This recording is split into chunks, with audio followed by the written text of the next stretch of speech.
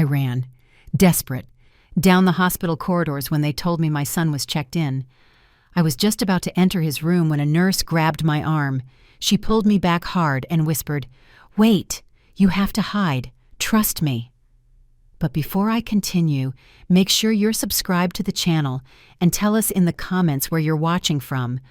We love knowing how far our stories travel. I ran down that hallway like the world was ending.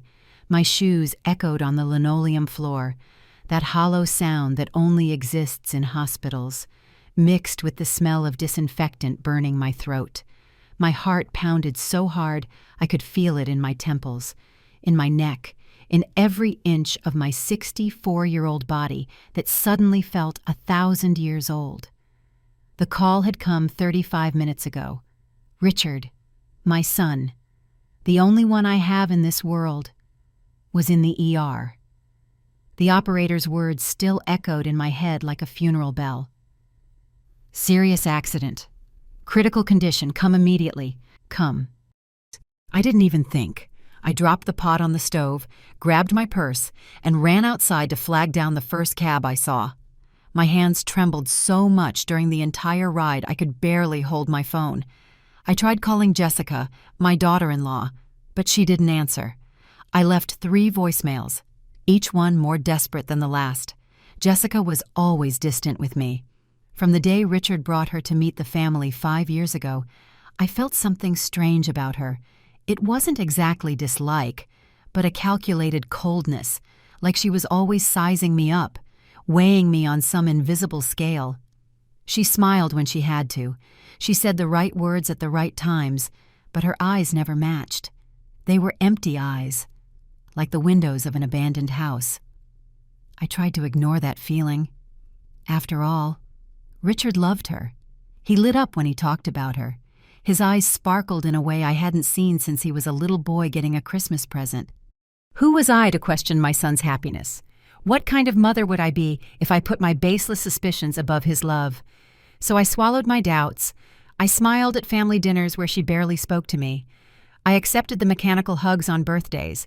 I pretended not to notice when she discreetly rolled her eyes whenever I suggested something or told a story. Richard didn't see any of it, or chose not to. And I wasn't going to be the nagging mother pointing out flaws in his wife. But in the last 2 years, things got worse. Richard started visiting less. The calls became shorter, more distant. He always had an excuse. Too much work. Jessica isn't feeling well. We have other plans. I understood, or at least I tried to. My son was building his own life, his own family. It was natural for me to take a back seat, except it hurts. God, how it hurts when you realize you're becoming invisible to the person you created.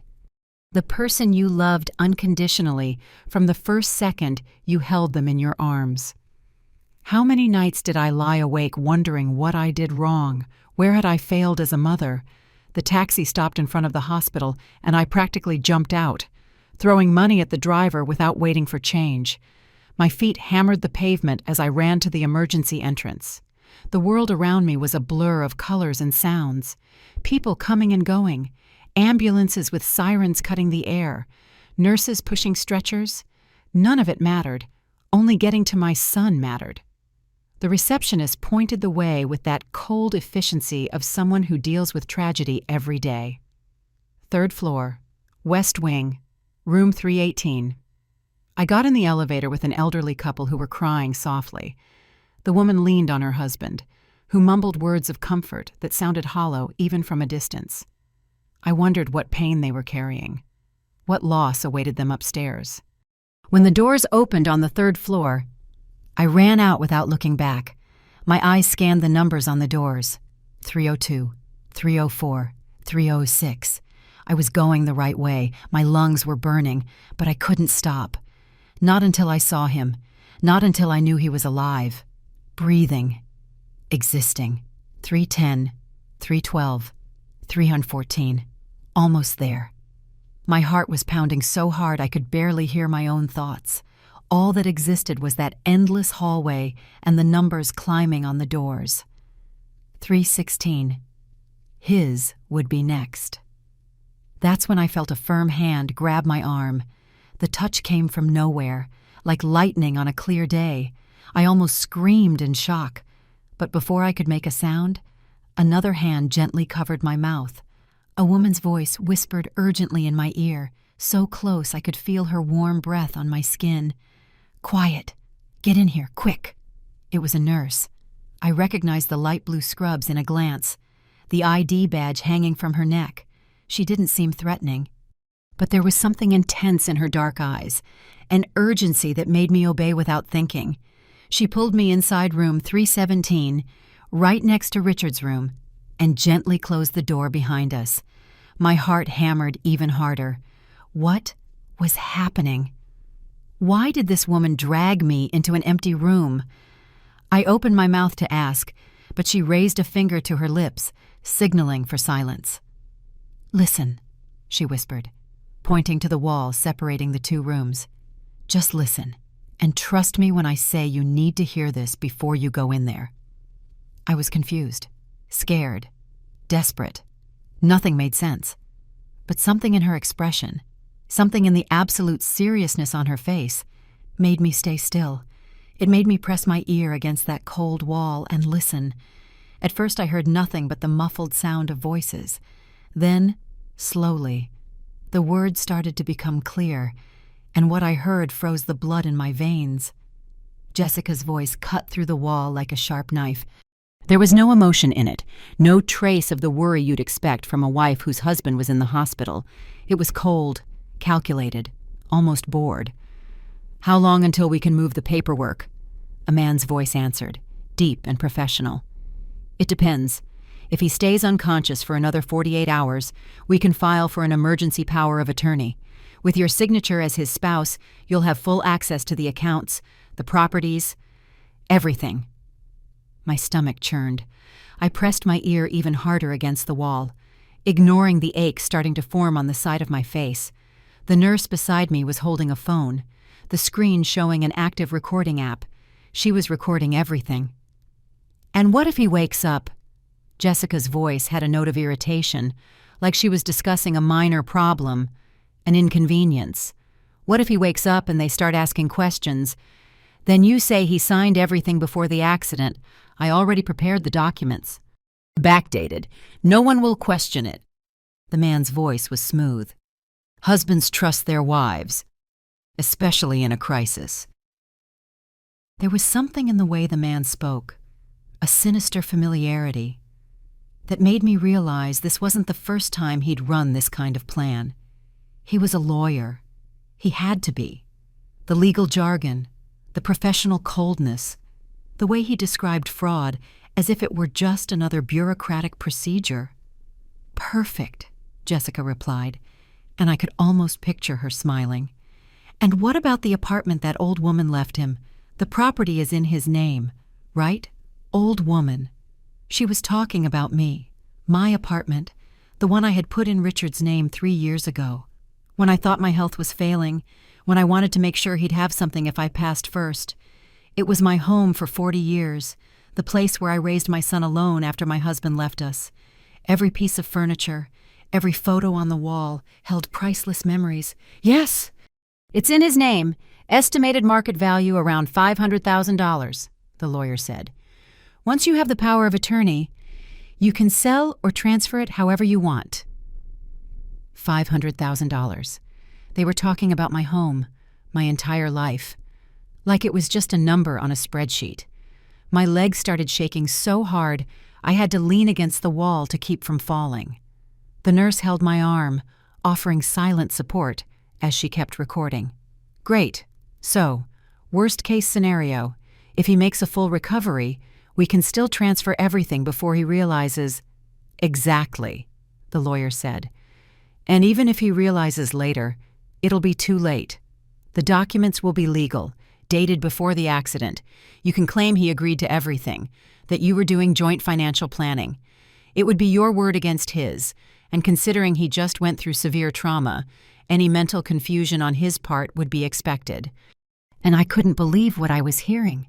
Jessica, the woman my son loved, the woman who slept next to him every night, was planning to steal from him while he was unconscious in a hospital bed. And it wasn't just theft, it was betrayal in its purest, cruelest form. "There's one thing that worries me," Jessica said after a pause. "His mother. She's annoyingly persistent, always calling, always showing up uninvited. What do I do if she starts asking questions?" "You do nothing." The lawyer replied, "Legally, she has no rights to anything. The son is an adult, married, and you are the wife. Even if she suspects something, there's nothing she can do. And considering your history, any accusation she makes will just look like a resentful mother-in-law trying to cause trouble." History. What history? I had never caused trouble. I never interfered in their marriage. No matter how much I wanted to sometimes, I was always respectful. I always kept my distance when she asked for it. And then it hit me.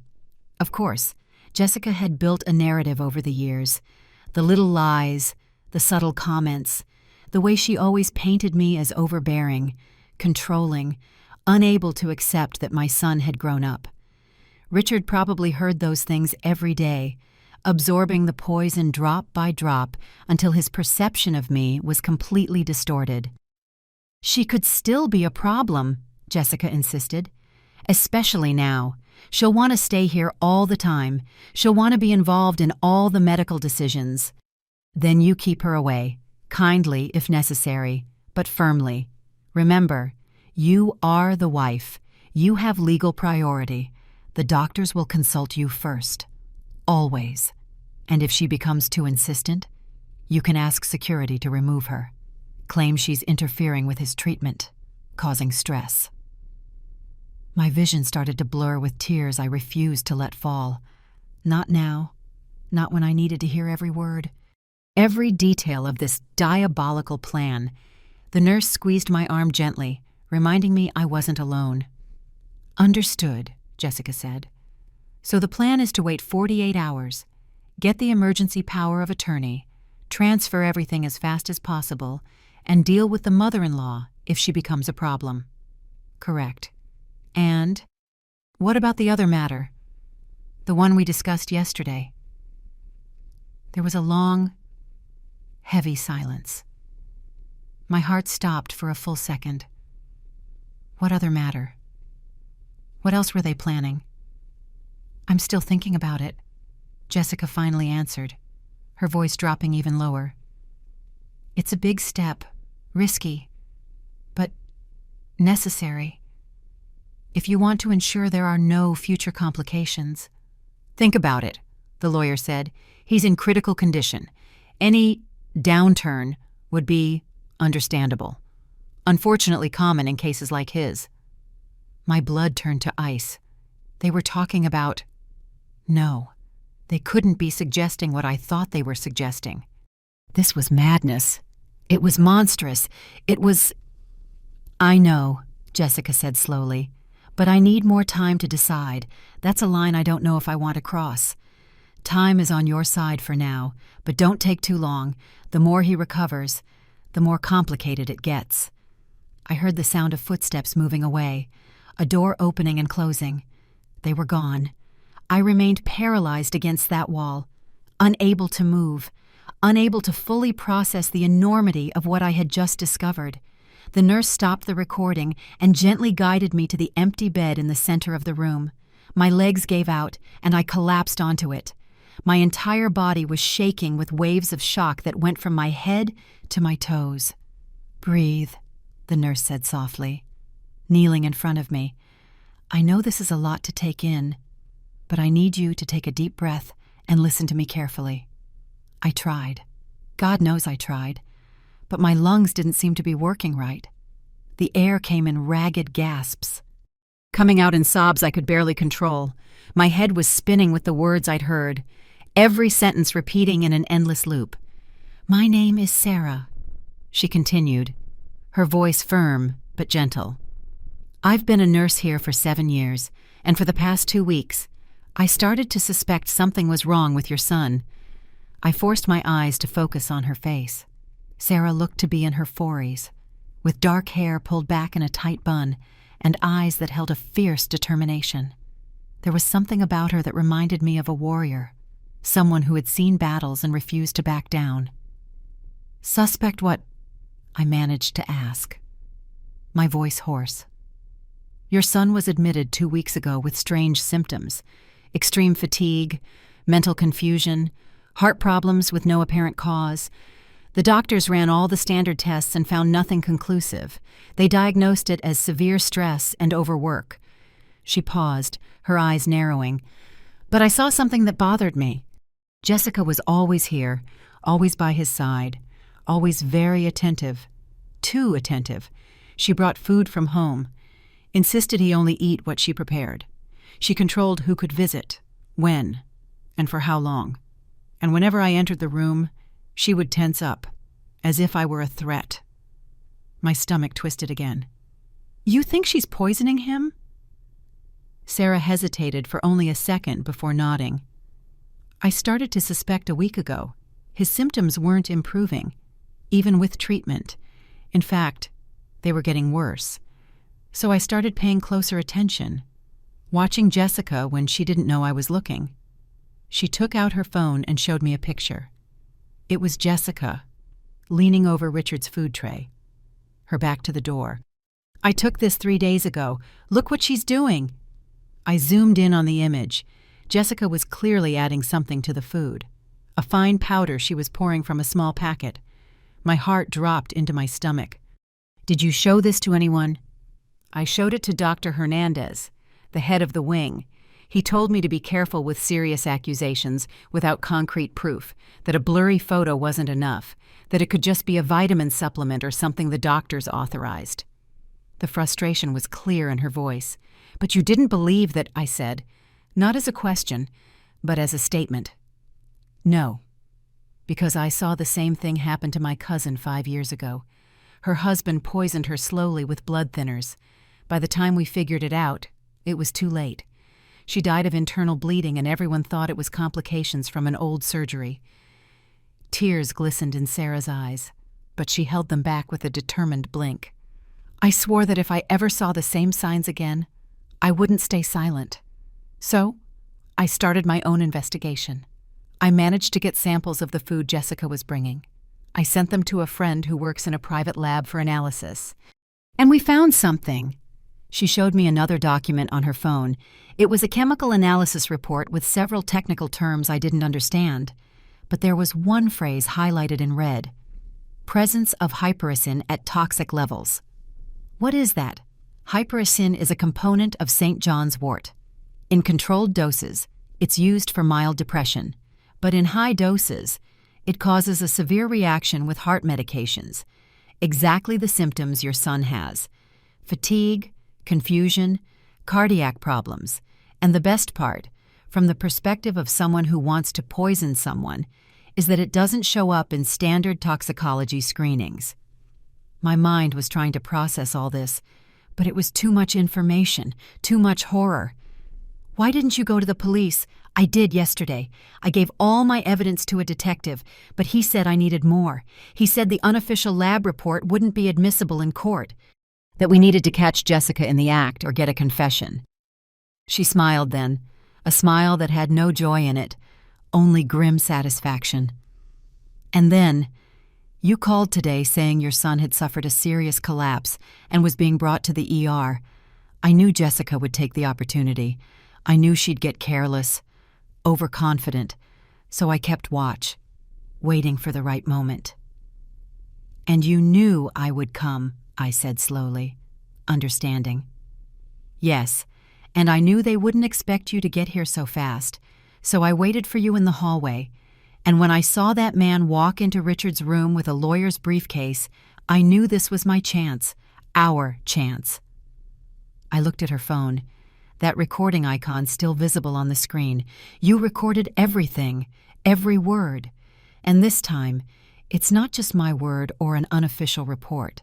It's her full confession, with a lawyer as an accomplice, discussing fraud and possibly something worse. Possibly something worse." The words I'd heard echoed in my mind again. Any downturn would be understandable. They weren't just planning to rob Richard, they were considering killing him. "I need to see my son," I said, trying to stand. My legs were still shaking, but a new strength was growing inside me, a cold, controlled rage replacing the initial shock. Sarah held me by the shoulders. "You can, but you need to be smart about it. If Jessica realizes you heard anything, she'll panic. She might destroy evidence. She might run. She might even do something drastic to Richard immediately. So what do? You act normal. You are the worried mother who just arrived. You cry. You fall apart. You do exactly what she expects you to do. In the meantime, I'm going to the police with this recording. The detective who saw me yesterday said if I got something concrete, he'd act fast." "How long?" "An hour, maybe 2 at the most." "Can you keep up the act for that long?"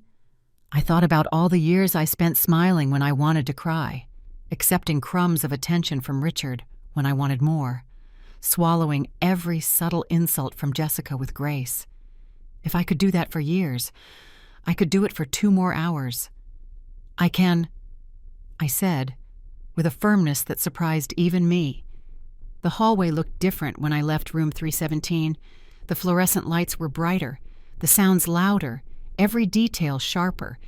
It was as if hearing that conversation had removed a veil from my eyes, showing me the world as it really was.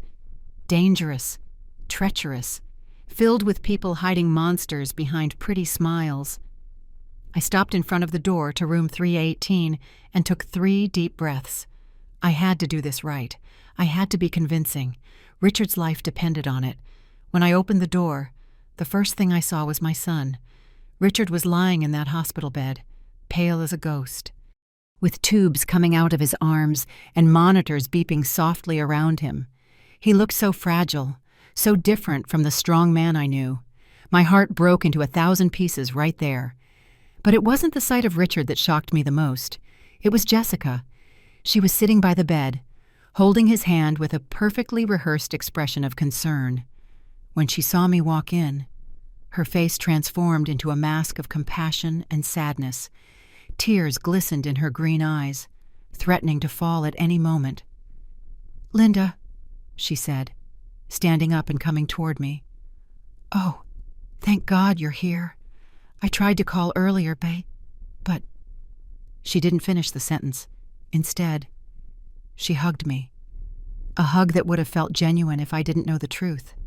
Her expensive perfume filled my nostrils, that same perfume that always made me feel inadequate, poor, less than. I returned the hug because I had to. I forced my body to relax against hers. Even though every fiber of my being screamed to pull away, when we separated, I let the tears that had been welling up in my eyes finally fall. "What happened?" I asked, my voice breaking. They called me saying it was a serious accident, but they didn't explain. Jessica guided me to a chair next to the bed, her hands holding mine with a gentleness I now recognized as false. It was at work. He was in an important meeting when he suddenly collapsed. His colleagues called the ambulance immediately. She paused, dabbing at a non-existent tear. "The doctors say it's his heart, that it's too weak, that the accumulated stress finally took its toll. They're doing everything they can, but—" Her voice broke dramatically. "It's serious, Linda. It's very serious." I wanted to scream. I wanted to shake her and ask her how she slept at night, knowing she was killing the man she promised to love. How she looked in the mirror every morning and could stand her own reflection. But I did none of that. Instead, I dropped my head into my hands and sobbed. It wasn't hard. The sobs were real. The desperation was real. Only the reason behind them was different from what Jessica thought. "Is he going to make it?" I asked through my tears. "The doctors don't know. They said the next 48 hours are critical." 48 hours, the same timeline she had mentioned in the conversation with the lawyer. The timeline she was waiting for to put her plan into action. I moved closer to the bed and took Richard's other hand, the one Jessica wasn't holding. His skin was cold, too cold. His face showed no expression, no sign that he knew I was there. "Richard, my love," I whispered, stroking his hair. Mom's here. You have to fight. Do you hear me? You have to come back to me." I looked at Jessica across the bed. She was watching me with that sympathetic expression that now made me sick. "You must be exhausted," I said. "How long have you been here?" Since they brought him in, I couldn't leave him alone. "Of course not. Because if you left, someone might notice something wrong. Someone might interfere with your carefully constructed plan." "You should go home for a shower. Get something decent to eat," I suggested gently. "I'll stay with him." I saw a flicker of something in her eyes. Hesitation, distrust, but it vanished as quickly as it appeared, replaced by that weak, grateful smile. "I can't leave him. What if he wakes up and I'm not here? I'll be here. I'm his mother. Jessica, I'm not going anywhere." There was a moment of tension, a silent duel between us. I could see the gears turning in her head, calculating, assessing. "Finally," she sighed. "Maybe you're right. I'll just run home quickly, shower, and grab a few things. I'll be back in an hour." "Take your time," I said, forcing warmth into my voice. "I'll watch over him." Jessica stood up, grabbed her expensive handbag, and leaned down to kiss Richard's forehead. "I'll be right back, my love," she murmured, and there was so much falsehood in those words it made me want to vomit. When she left, closing the door softly behind her, I finally allowed myself to breathe. My entire body was tense. Every muscle ached from the strain of having to pretend, of having to be civil to the woman who was destroying my son. I got up and locked the door. I wasn't risking Jessica coming back unexpectedly and catching me doing what I was about to do. I searched the room meticulously. I opened drawers, looked in closets, checked every corner. There had to be something, some physical evidence of what she was doing. Sarah had said Jessica brought food from home, that she controlled what Richard ate. And then I found it. Hidden at the bottom of the extra bag Jessica always left hanging on the chair was a small metal tin. Inside it, several tiny packets containing a fine, slightly greenish powder. My heart leaped. This was it. This was the physical proof we needed. I took a picture with my cell phone. Then, carefully, I put everything back exactly as it was. I couldn't let her know we'd found it. I went back to Richard's side and held his hand again. "Hold on," I whispered. "Just a little longer. We're going to get you out of this. I promise." Jessica returned exactly 57 minutes later, wearing clean clothes and with her hair still damp from the shower. She was carrying a bag of food, probably from that expensive restaurant on Fifth Avenue. Always the best things for Jessica, always the best of everything, while she stole from and poisoned the man who paid for that lifestyle. "I brought food," she said, pulling containers from the bag. "You must be starving. When was the last time you ate?" I hadn't thought about food since the call from the hospital. My stomach was in too many knots to even consider eating, but I had to continue the act. I had to act normal. "Thank you," I murmured, accepting one of the containers.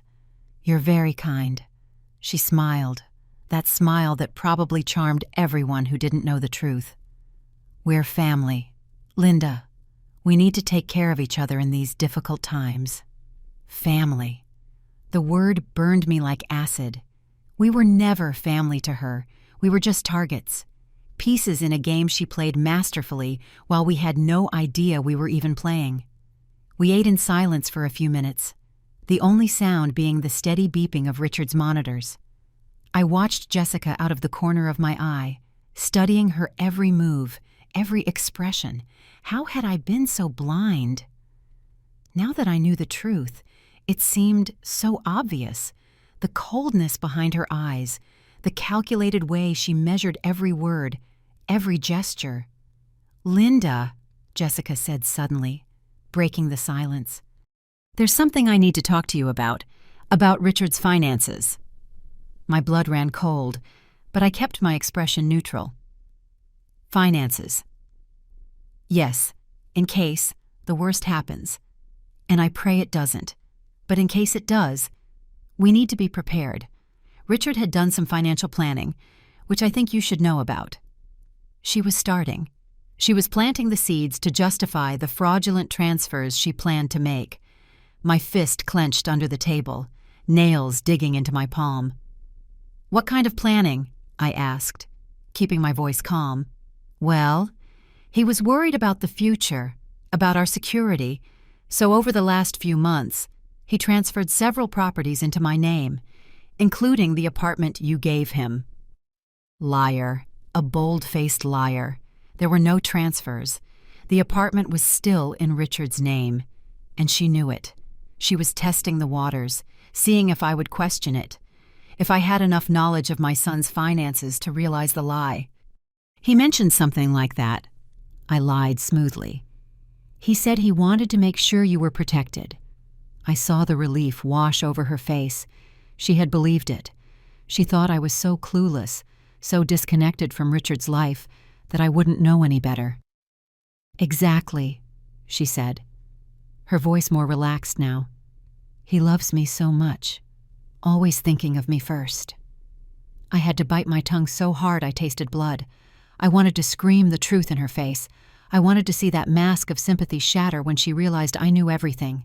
But Sarah had made me promise, stay calm, let the police do their work, just a little longer. The door opened suddenly, making us both jump. It was a different nurse, one I hadn't seen before. "Excuse the interruption," she said. "I need to check the patient's vitals." Jessica got up, giving the nurse space to work. I took the moment to check my phone discreetly. There was a message from Sarah. "Detective on the way, 20 minutes. Hold tight. 20 minutes. I could do this. Just 20 more minutes of pretending, of acting like the naive mother-in-law Jessica always thought I was. The nurse finished her checks and made some notes on the chart. "He's stable," she announced. "No significant changes." "Is that good or bad?" I asked.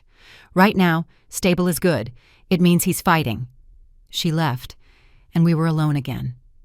Jessica returned to her chair by the bed, resuming her vigil as the devoted wife. I wondered how many times she had rehearsed this role, how many hours she had spent in front of the mirror practicing that look of concern. "You know, Linda," she began after a moment, "I know our relationship has always been complicated." Complicated. What a polite word for years of poorly disguised contempt. But I want you to know that I have always loved your son. From the first day I met him, I knew he was special. Special. He was especially rich, especially naive, especially easy to manipulate. That's what she meant. And I know you had your doubts about me at first. Mothers always do, right? No one is ever good enough for their sons. She smiled, as if we were having a bonding moment. But I hope, over time, you've seen that my intentions were always pure, that I truly want what's best for Richard. I lied to her then, the biggest lie I have ever told in my life. I see it now. I see how much you love him, how devoted you are, and I'm sorry I was so cold to you all these years. Her eyes shone with poorly hidden triumph.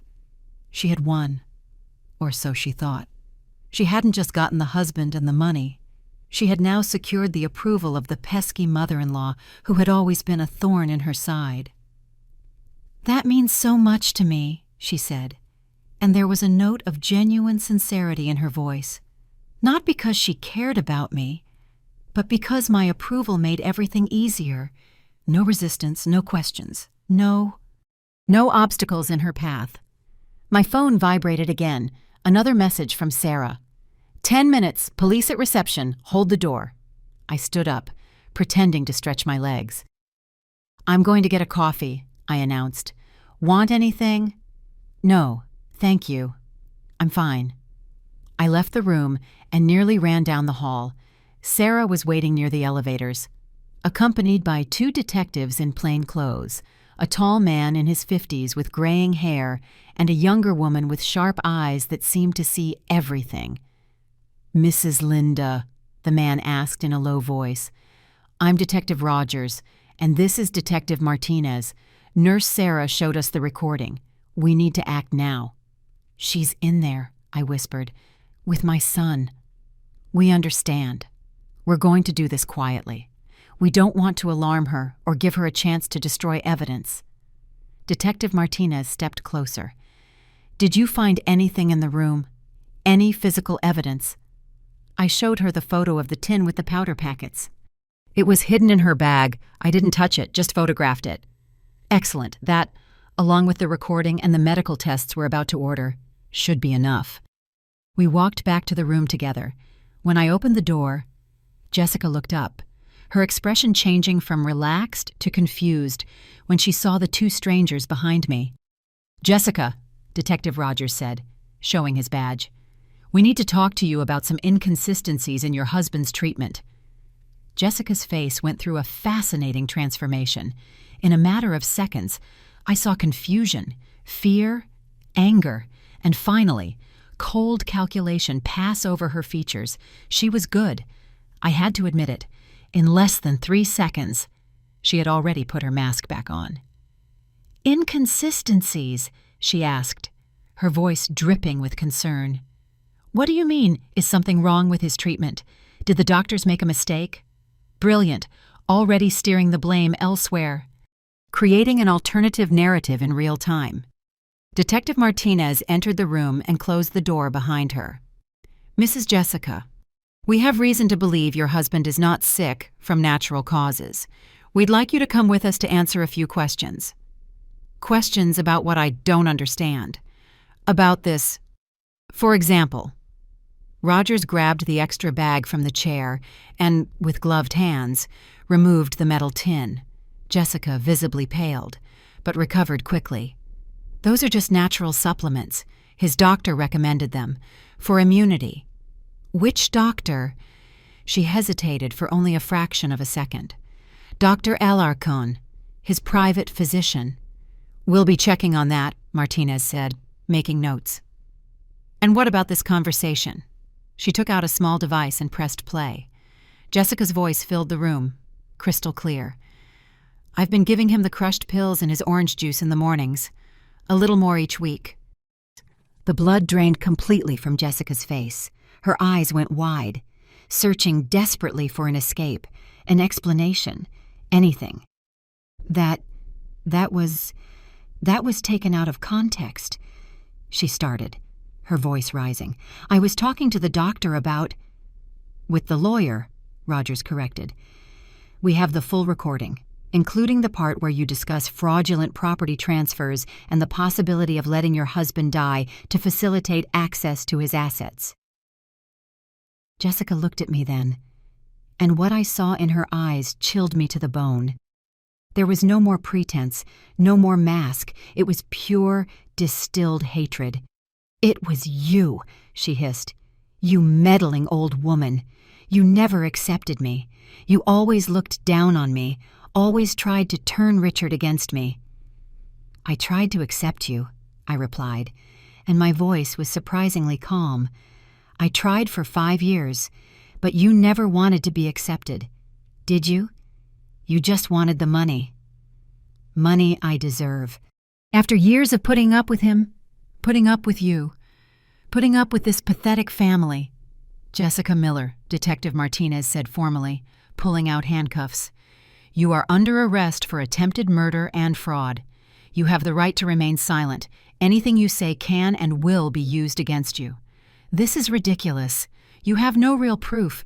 It's just a recording that could have been edited, manipulated." "We have the packets of powder," Rogers listed calmly. "We have your internet search history on hard-to-detect poisons. We have the changes in your husband's blood work. We have witnesses to your suspicious visits to his room at specific times. And we have you, in your own voice, confessing to everything." The handcuffs clicked onto her wrists.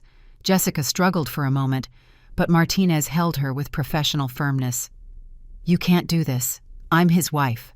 I have rights." "You had rights," I corrected softly. "Now you just have the right to stay quiet and call a lawyer, although your old lawyer is being arrested at this exact moment too, so you might need to find a new one." The rage in her eyes was so intense, I thought for a moment she was going to spit on me, but the detectives were already guiding her out of the room. At the door, she turned one last time. "He will never believe you when he wakes up. I'll tell him you faked everything, and he will choose me, just like he always chose me." "He won't," a weak voice said from the bed. We all froze. We turned toward Richard, and his eyes were open, focused on Jessica with an expression of absolute pain and betrayal. "Richard." Jessica started, her voice suddenly soft, vulnerable. "Baby, don't you understand? They're lying. They're trying to tear us apart." "I heard everything," he whispered, his voice hoarse from disuse. "I woke up about 20 minutes ago. I heard every word you said to those detectives." Tears began to roll down his face.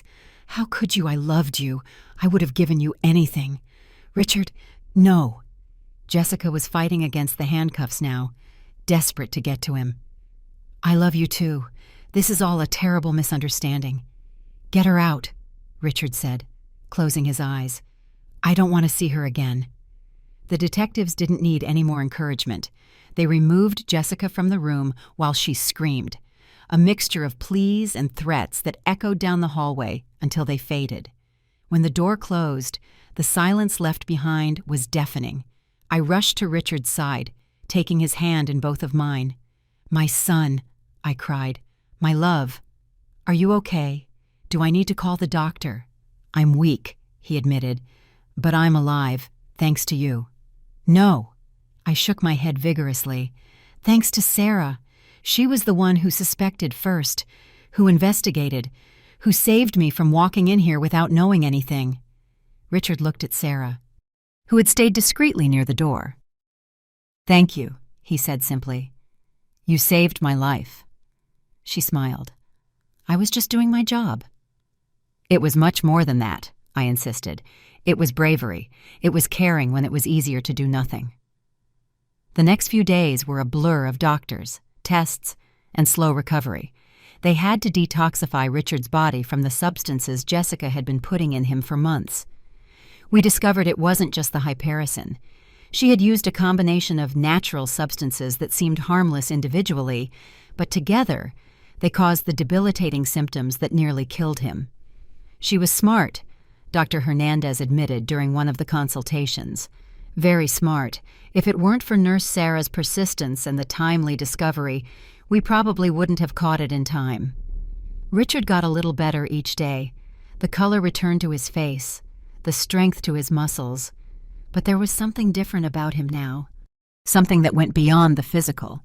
There was a deep sadness in his eyes, an invisible weight he was carrying. "I was so blind. Mom," he told me one night when it was just the two of us in the room. "All those years, she manipulated me, turned me against you." "It wasn't your fault." "Yes, it was," he interrupted gently. "It was my fault for believing her lies. How many times did you try to get close, and I pushed you away? How many birthdays did I forget? How many calls did I ignore?" Tears were streaming freely down his face now. "I treated you like you were a nuisance, like your love was a burden, and all along, you were the only person who truly cared about me." I carefully got onto the bed and hugged him like I hadn't since he was a little boy. "You are my son. It doesn't matter how many times you push me away. I will always come back. I will always love you. I will always fight for you." We stayed like that for a long time, mother and son. Healing wounds that went much deeper than the physical. The investigation revealed more than we expected. Jessica, we found out, wasn't even her real name. It was Marianne Ferraro, and she had a history of marriage fraud in 3 different states, including California and Nevada.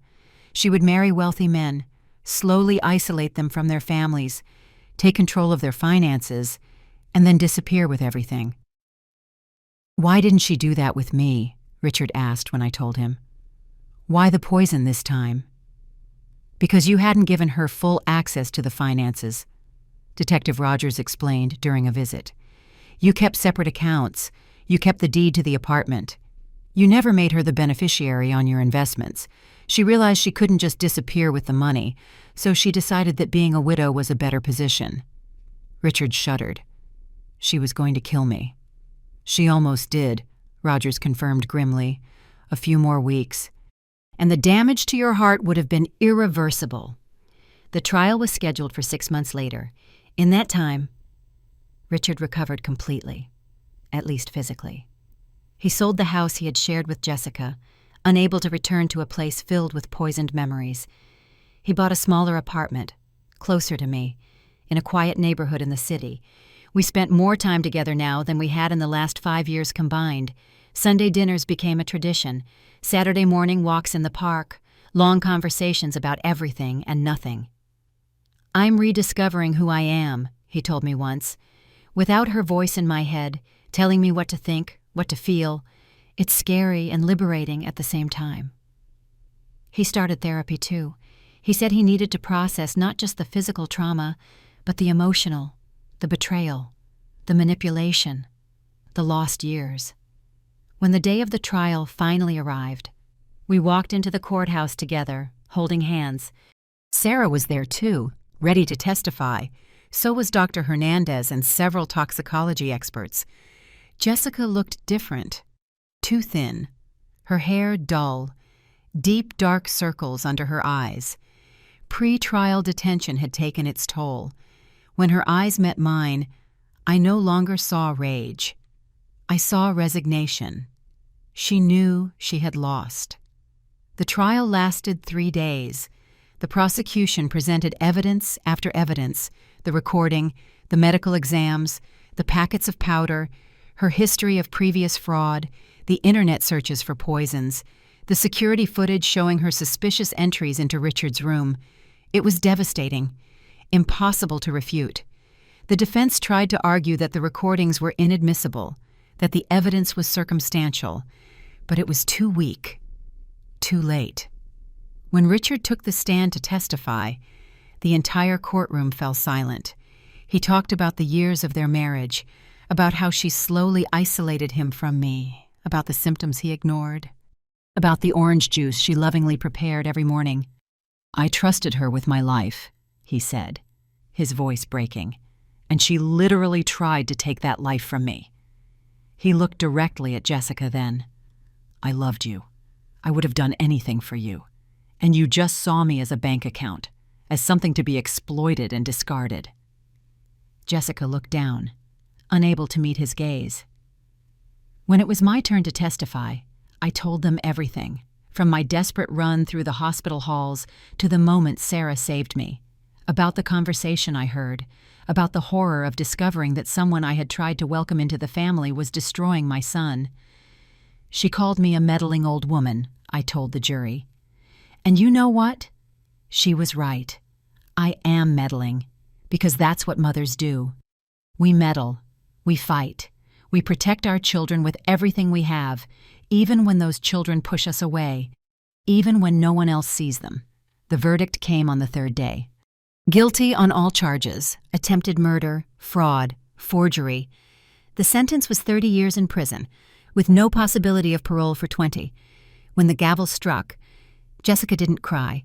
She just sat there, rigid, as she was led away. 6 months after the trial, Richard invited me to dinner at a nice restaurant downtown in Chicago, where we had gone for a short trip. It wasn't a special occasion, or at least he hadn't said it was. But when we arrived, I realized it wasn't an ordinary dinner. Sarah was there, along with Dr. Hernandez, Detectives Rogers and Martinez, and several other people I recognized from the hospital. "What is all this?" I asked, confused. Richard smiled, that genuine smile I hadn't seen in years. "It's a thank you dinner for all the people who saved me." He stood up, grabbing a microphone that appeared from nowhere. "I want to thank every person in this room.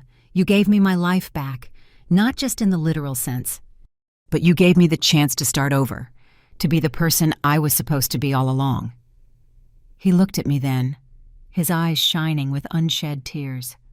"But especially, I want to thank my mother, who never gave up on me, even when I pushed her away, who ran to the hospital thinking of nothing but being by my side, who had the courage to listen when it would have been easier to ignore, who fought for me when no one else could. He paused, wiping his eyes. Mom, I spent 5 years being ungrateful, distant, blind. But I promise, I will spend the rest of my life making it up to you, being the son you deserve, being the man you taught me to be. I couldn't hold back the tears. I stood up and hugged him as everyone applauded. You already are that man, I whispered. You always were. Later that night, after everyone had left and it was just the two of us walking through the city's illuminated streets, Richard talked about the future. I want to do something meaningful with all this, he said. Maybe start a foundation to help victims of domestic violence and family fraud.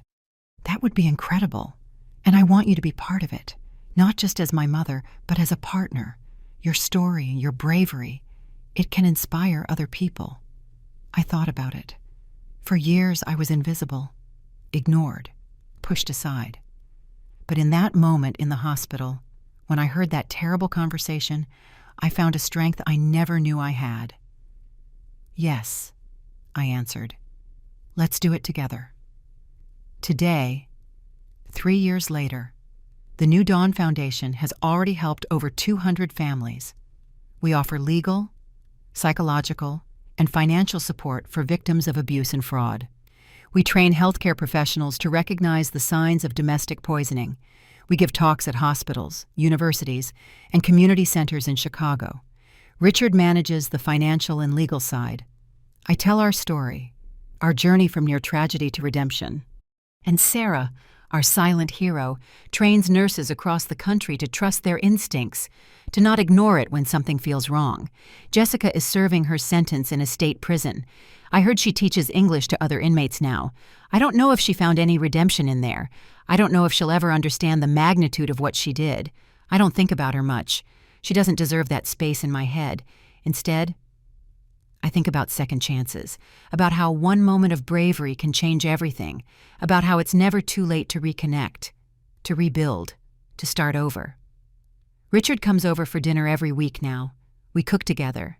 We laugh together. We heal together. He met someone new, a wonderful woman named Valerie, who works at the foundation. She is gentle, genuine, transparent, everything Jessica pretended to be. And when I see them together, when I see my son finally, truly happy, I know it was all worth it, every moment of pain. Every second of fear in that hospital hallway, because I am a mother, and that's what mothers do. We fight, we protect, we never give up, even when the whole world says we're wrong, even when our own children push us away, even when we become invisible, we are still there, always, waiting for the moment when we are needed. And when that moment comes, we show a strength we never even knew we had. I'm 67 years old now. My hair is grayer, my wrinkles are deeper, but I have never felt stronger, more alive, more necessary.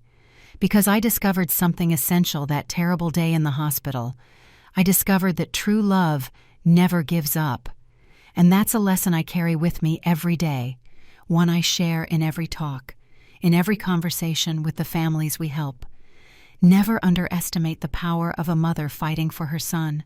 Never ignore that gut instinct that tells you something is wrong. And never, ever give up on the people you love. Because in the end, it's that love that saves us. It's that love that makes us unbreakable.